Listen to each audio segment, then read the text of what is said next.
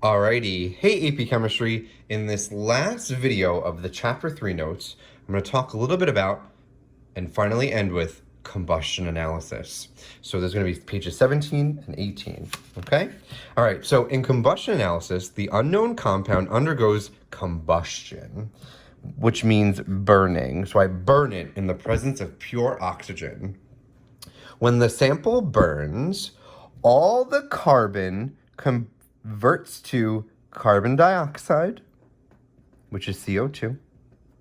So all of the carbon that was in my compound is found in the carbon dioxide. And all the hydrogen converts to water, which is H2O. So all of the hydrogen that was in my original compound has been turned into H2O. The CO2 and H2O are weighed. With these masses, we can use the numerical relationships between moles inherent in the formulas of CO2 and H2O. So 1 mole of CO2 gives you 1 mole of carbon. So if I somehow had 55 moles of CO2, I must then have 55 moles of carbon. That's what that means. And then 1 mole of H2O gives you 2 moles of hydrogen. So if I had 55 moles of H2O, I must have had 55 times 2, 110 moles of hydrogen, because it's a 1-to-2 ratio. So let's walk through the procedure. It's very similar to what we've been doing, okay? So let's walk through this procedure. All right, so upon combustion, a compound containing only carbon and hydrogen produces 1.83 grams of carbon dioxide and 0.901 grams of water. Find the empirical formula. All right, so it says write down as given the masses of each combustion product and the mass of the sample if given. So I have 1.83 grams of CO2 and I have 0.901 grams of H2O. That was given to me right here. Then it says, convert the masses of CO2 and H2O to moles. Now remember, molar mass for a compound is adding up all of the molar masses of the elements in the compound. CO2 is 12 plus 16 times 2 is 32. The molar mass of CO2 we'll use is 44 grams per mole. And you could check yourself, but the molar mass of water is 18 grams per mole.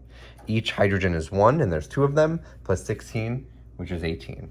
So now let's convert these masses to moles. So if I have 1.83 grams of CO2, what I could do is 1 mole of CO2 is 44 grams of CO2. So I'll do 1.83 divided by 44, and I get about 0.0416 moles of carbon. And then let's do the same thing for water, 0.091 grams of H2O. 1 mole of H2O is 18 grams of H2O. And if I do that math, I'll get 0.901 divided by 18, and I get 0.0501 moles of H2O. Sorry, this should say CO2, my bad. Convert the moles of CO2 and moles of H2O from step 2 to moles of C and moles of H. All right, so I have 0.0416 moles of CO2.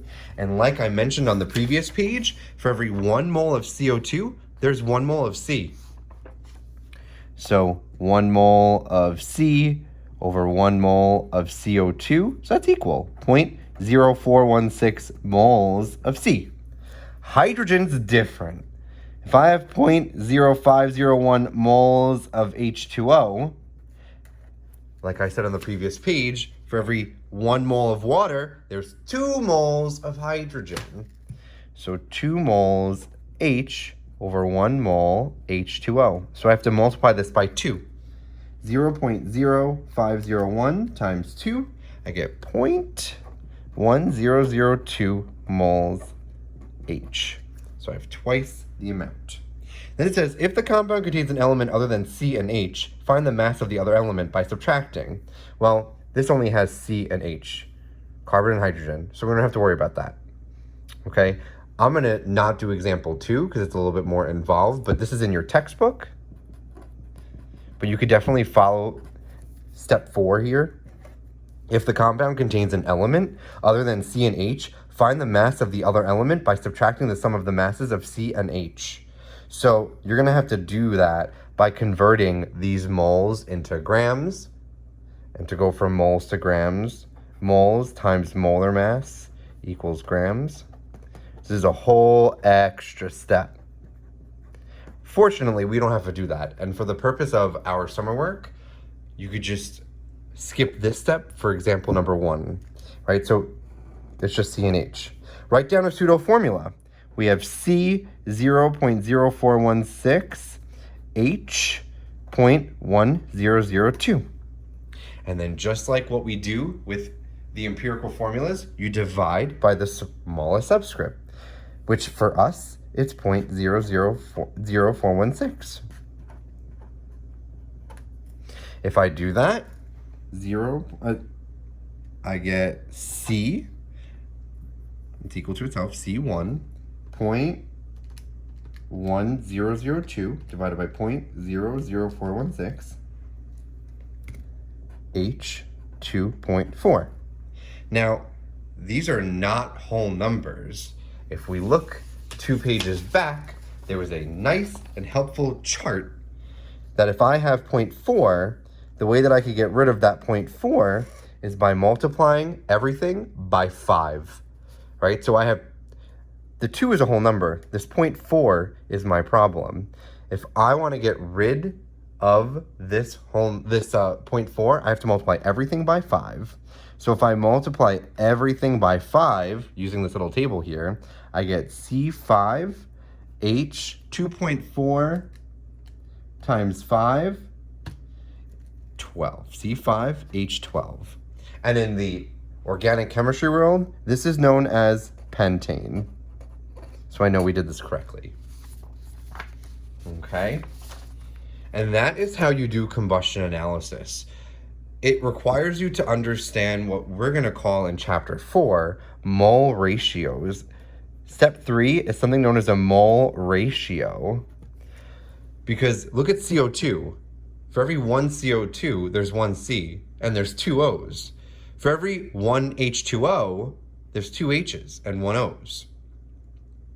So we could easily get the amount of carbon and hydrogen because of conservation of matter. This all has to do with conservation of matter. That's how we could figure this out, because where else are those moles going or coming from? Okay? You could try example 2. Example 2 is in your textbook. You could do the exact same thing where we convert grams to moles, but this has oxygen in it. So you're going to have to do step 4, where you're going to convert the moles of carbon and moles of hydrogen that you get. You're going to multiply by the molar mass of carbon, multiply by the molar mass of hydrogen, and you're going to get grams. And then I'm going to say grams 1 and grams 2. You're going to say grams 1 plus grams 2 is grams 3. And then what you're going to do is you're going to subtract grams 3 from the total sample, or vice versa.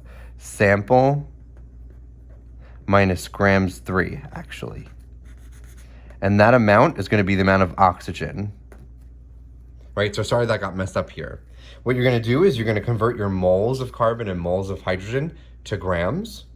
Those are all of the grams of carbon and all of the grams of hydrogen in this compound. You're going to add them up and get that total mass. Then you're going to subtract that from the total mass that's given to you of 0.8233. That difference in mass must be oxygen due to conservation of matter. Alrighty, so this is going to be the toughest thing that you'll learn in chapter 3, which is determining an empirical formula from combustion analysis. This shows up in unit 1, and this is a very good AP style question. If you have any other questions or concerns, or want to walk through how to do example 2, or if any of your exercises requires you to do combustion analysis and you'd like to walk through that, please make sure you message me in the Remind, in the Google Classroom, or an email for any support and help, and I could easily jump into a Zoom or a Google Hangout so we can do the problems together. Alrighty, this is the end of the chapter 3 notes. Hopefully this is helpful.